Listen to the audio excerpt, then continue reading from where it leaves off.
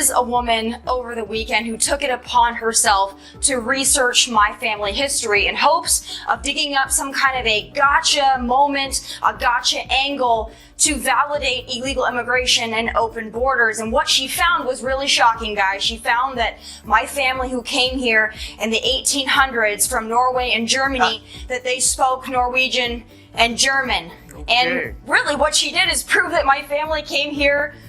On daytime television, there will always be dramatic moments. But every now and then, a confrontation grabs everyone's attention. That's exactly what happened when Sunny Hostin, co-host of The View, challenged conservative commentator Tomi Lahren. A dispute over immigration policy quickly turned into a contentious debate about unfair treatment, heritage, and what it means to be an American.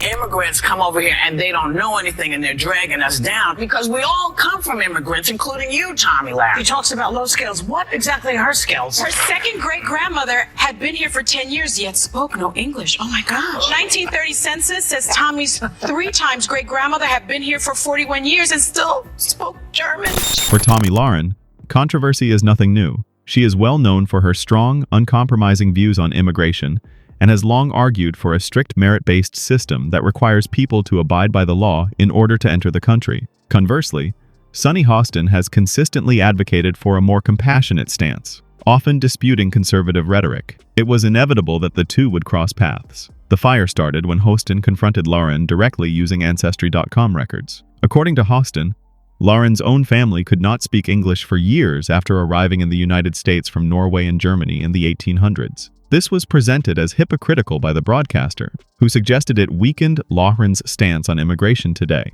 Instead, what should have been a peaceful discussion descended into a heated argument. Lahren, as usual, persisted. There is a woman over the weekend who took it upon herself to research my family history in hopes of digging up some kind of a gotcha moment, a gotcha angle to validate illegal immigration and open borders. And what she found was really shocking, guys. She found that my family who came here in the 1800s from Norway and Germany, that they spoke Norwegian and German. And really what she did is prove that my family came here. Lahren did not flinch at the personal jab. Instead, she used it to highlight her point of view, emphasizing that her family came legally and made their lives without government assistance. According to her, that is the primary difference between immigration in the past and in the present. When the host brought up her family background, it became clear that this went beyond the rules. Now it was personal. Some viewers applauded Hostin for calling out what they saw as hypocrisy, while others believed it was a cheap attack that took focus away from the real topic. How does America currently handle immigration? Them to go that deep in your background, you have gotten under their skin to a level I didn't think was possible. What is it about you that bothers him so much?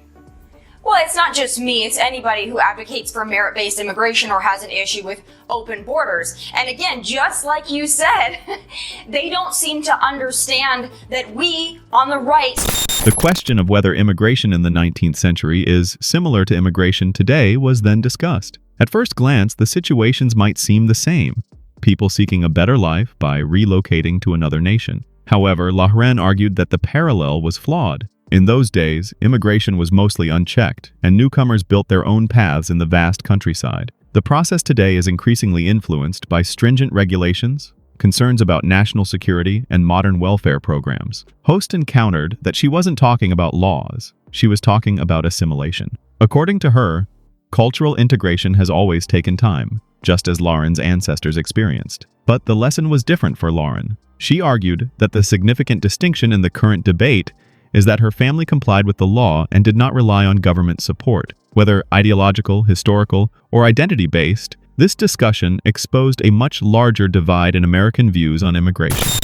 That the immigration crisis of today is apples to oranges from what it was in the 1800s when immigrants came to this country legally, were documented, worked for themselves, asked for nothing, and built a life and a family. That has nothing to do with the illegal immigration crisis of today that we must... Policy was no longer the only topic of discussion. By mentioning Lahren's great-great-grandmother, Hostin shifted the debate from immigration policy to Lahren's credibility.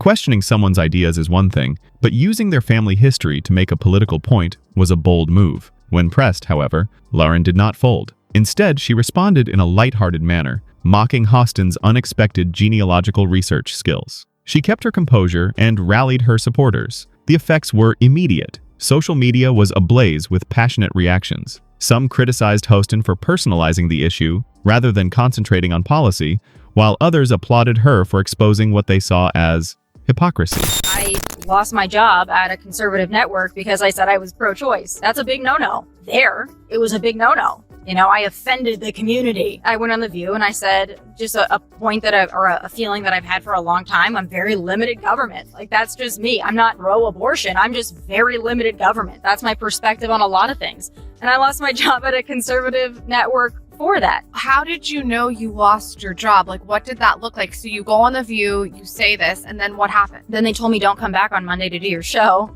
You're suspended indefinitely.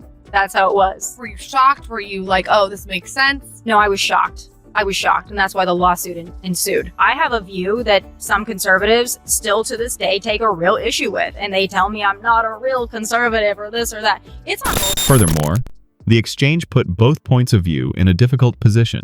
The show is well known for its contentious debates, but in this case, it was challenging to distinguish between spirited discussion and outright hostility. Hostin's immigration stance was widely supported, but her tone sparked controversy. Was using family history as a political weapon appropriate? Lahren seized the chance to restate her position. She argued for a society rooted in law and accountability, clarifying she wasn't against immigration but against illegal entry. Despite criticism, she stressed the difference between lawful and unlawful immigrants. Hostin defended raising Ancestry as Tried them with DNA, 23andMe, because I cannot believe the detail on your background that they were able to get.